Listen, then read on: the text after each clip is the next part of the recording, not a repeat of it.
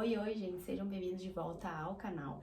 E hoje eu vou responder todas as dúvidas, curiosidades e perguntas de vocês. Gente, essa semana eu deixei uma caixinha de perguntas lá no meu Instagram. Aliás, um bom propósito para você me seguir se você ainda não me segue, porque por lá eu compartilho bastante conteúdo jurídico, de empreendedorismo, de marketing digital também. E é uma maneira de vocês terem mais proximidade comigo, porque eu tô sempre presente, sempre postando meu dia a dia, os stories por lá. E eu deixei uma caixinha de perguntas lá e também aqui na comunidade, uma oportunidade de vocês mandarem todas as dúvidas, questionamentos, curiosidades, perguntas sobre os mais variados temas, sobre aquilo que vocês gostariam de saber sobre mim, sobre a minha profissão, enfim, qualquer coisa. E vocês deixaram as perguntinhas lá, então eu resolvi fazer em formato de vídeo as respostas, pra gente conseguir interagir mais e vocês me conhecerem melhor. Então vamos lá? A pergunta que eu recebi que eu achei bem legal e interessante foi essa aqui. Tem algum ritual para desconectar e dormir melhor? Gente, eu vou confessar pra vocês que eu tenho o sono muito leve, eu tenho muita dificuldade de dormir rápido. Inclusive, eu tenho inveja de quem consegue dormir rápido.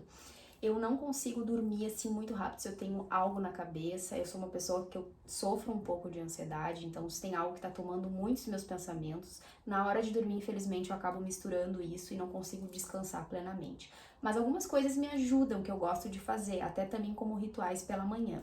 À noite, uma das coisas que eu gosto de colocar, às vezes, no ambiente onde eu estou, que é no meu quarto, é um pouquinho de óleo essencial de lavanda ou de peônia. Na falta da lavanda, a peônia ela é bem parecida.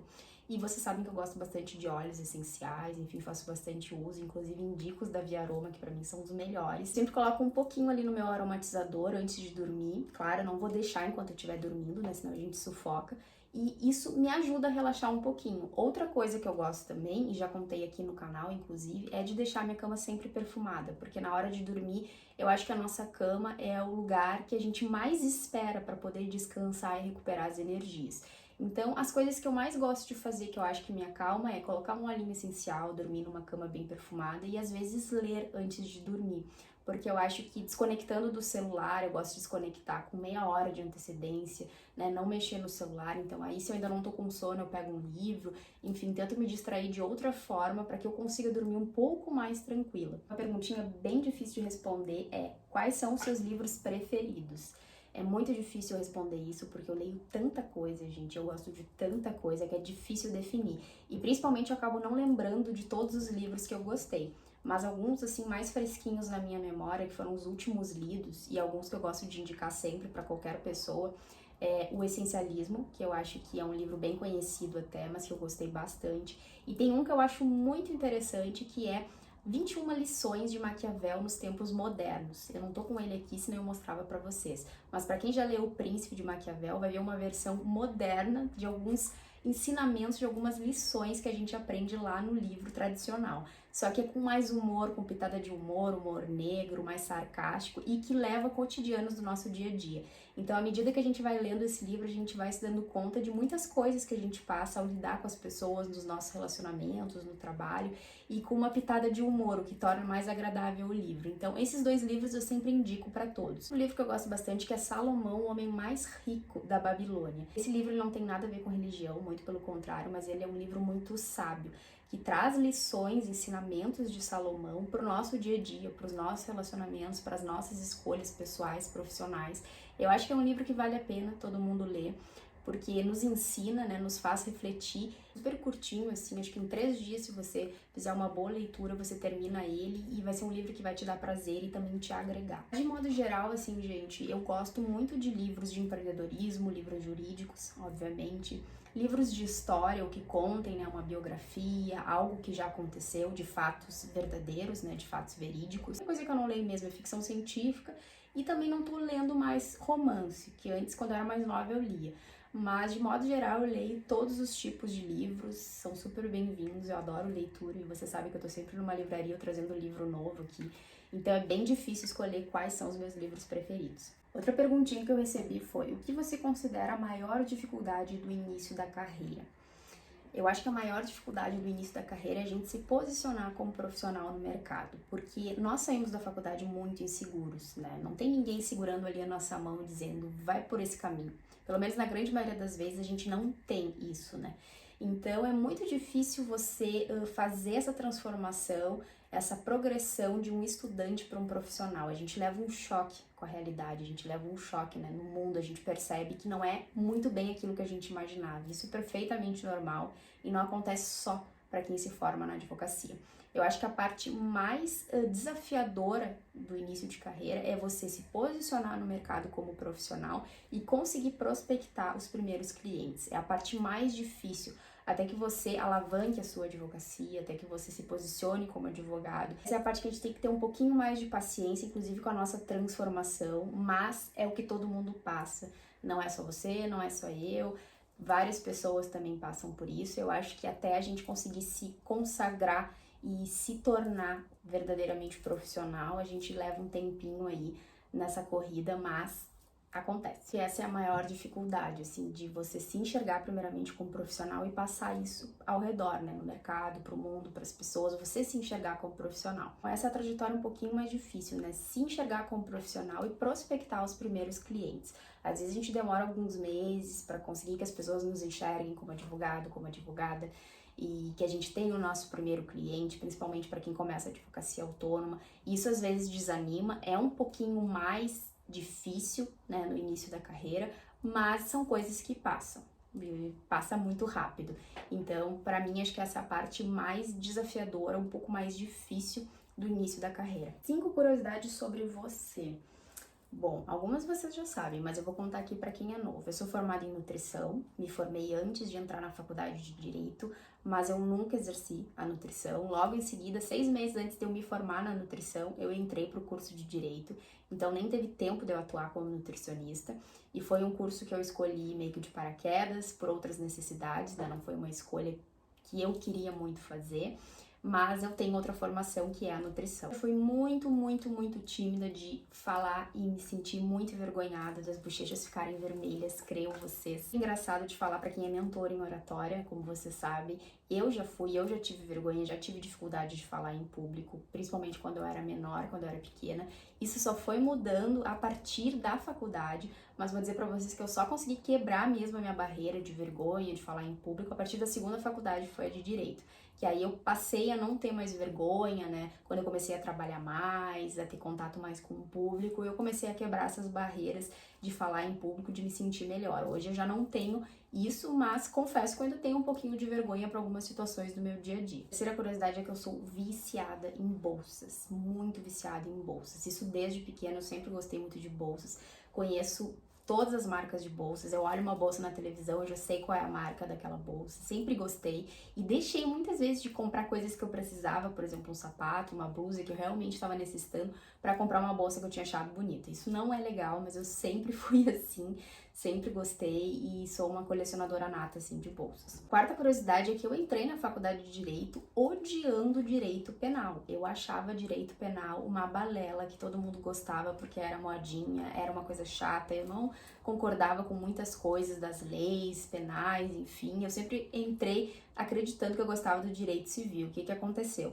Quando eu comecei a estagiar na defensoria pública, eu fui para uma defensoria criminal e acabei me apaixonando pela área, gostei bastante, foi a melhor experiência de estágio que eu tive. Isso fez com que eu mudasse a minha posição do início da faculdade, eu comecei a virar apaixonada pelo direito penal, estudiosa do direito penal e saí da faculdade acreditando que eu queria trabalhar com isso. A quinta curiosidade que muita gente não conhece é que eu já toquei piano. Claro, eu não fui uma super pianista, mas eu comecei a fazer aulas de piano, fiz durante 4, 5 anos e por alguns motivos eu acabei tendo que sair, desistir, muita coisa na minha vida mudou, eu acabei não continuando. É algo que eu gostaria de voltar a fazer porque eu acho lindo, acho muito bonito, sempre gostei de música clássica, gosto de ir ver orquestra, gosto de ir ver música, né, escutar música.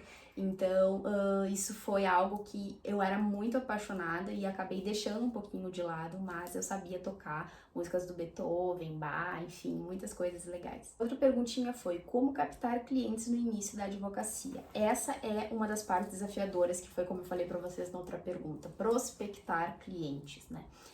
Porque nós saímos de um mundo e vamos para outro mundo, um choque de realidade. E se você começa na advocacia autônoma, isso é um pouquinho mais difícil porque você não está recebendo demandas para trabalhar, você que tem que correr atrás das demandas.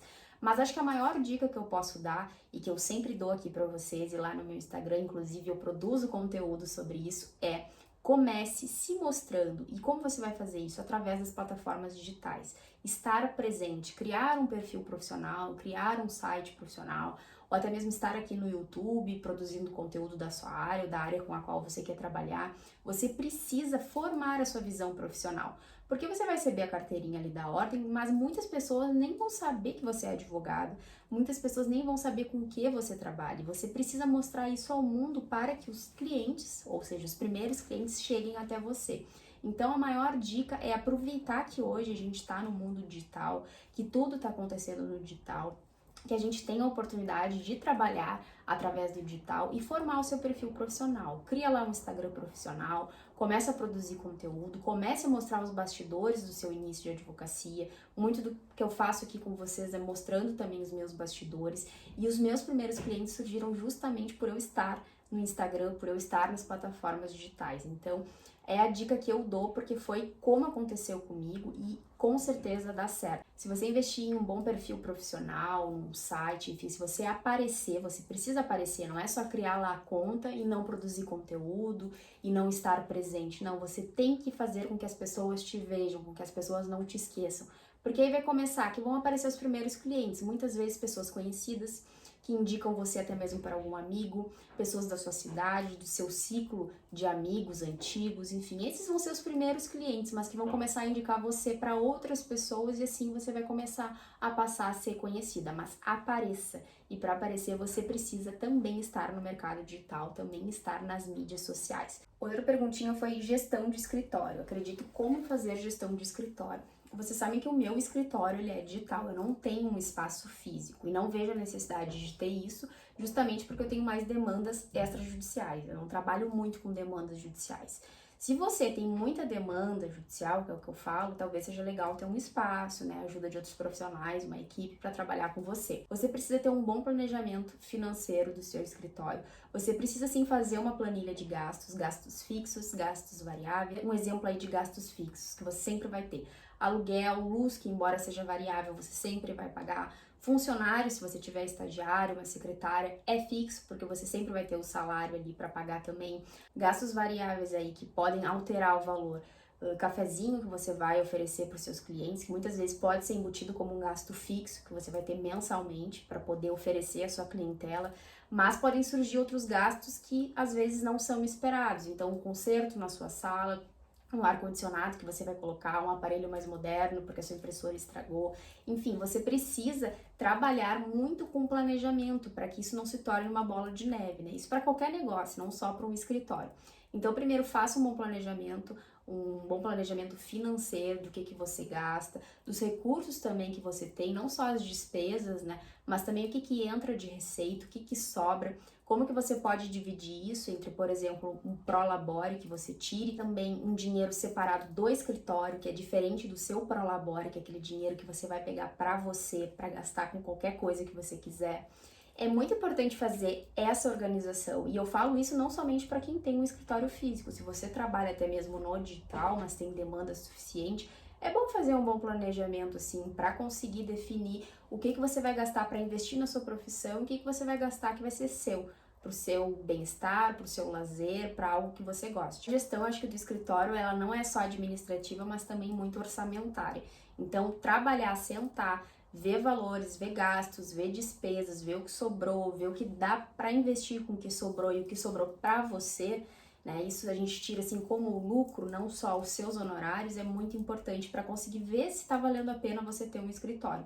E claro, outra dica também é em questão da documentação. A gestão também diz respeito ao andamento do escritório, como está o seu atendimento com os clientes, como está a sua organização de documentação, enfim, tudo isso faz parte da gestão do escritório. Recebi outra perguntinha também, prospecção de clientes para iniciantes na advocacia.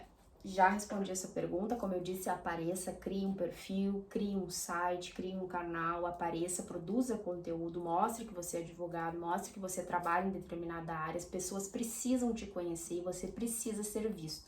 Então, tem que aparecer, seja no mercado físico, entregando cartãozinho de visita, seja no mercado digital. Mas a dica que eu sempre dou, apareça nos dois mercados, tanto no físico quanto no digital. Como se organizar na advocacia?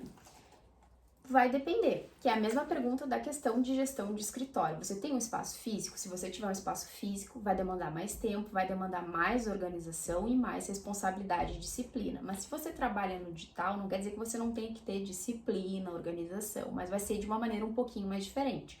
Provavelmente você possa até ter um funcionário, um ou dois que vão te ajudar ali, seja produção de conteúdo, seja alguma diligência, mas geralmente a gente trabalha só com isso aqui, que é o amigo computador. Então, o que você vai precisar? Se organizar, como eu disse, a dica das planilhas ela é muito interessante, seja para você que tem um escritório digital ou não. E também a questão de como você vai organizar os documentos dos seus clientes, vai ser em pastinha, os documentos eles são digitais, você vai colocar numa nuvem, num software. Quem é que vai fazer o controle de prazos? Você consegue fazer esse controle sozinho ou você vai ter que também conseguir adquirir um software para te ajudar nessas demandas? Então é muito importante que você veja a sua situação. Quantas demandas você tem? Tem mais demanda judicial ou extrajudicial? Precisa trabalhar com mais alguém ou por enquanto você pode trabalhar sozinho? Tudo isso vai ser um diferencial para que você veja como vai fazer a gestão do seu escritório e como vai organizar a sua advocacia. E esse foi o vídeo de hoje, gente. Espero que vocês tenham gostado. Se tiverem mais dúvidas, perguntas, sempre podem deixar lá no meu direct do Instagram ou até mesmo aqui na nossa comunidade. Eu às vezes estou postando aqui também me inteirando com vocês, então vocês podem deixar dúvidas, perguntas. Fiquem ligados que eu vou começar a deixar mais seguidamente caixinhas de perguntas para responder também as dúvidas de vocês. E é isso, se você gostou, não esquece de deixar o seu like, de se inscrever no canal e continuar acompanhando os conteúdos por aqui. E a gente se encontra no próximo vídeo. Tchau, tchau!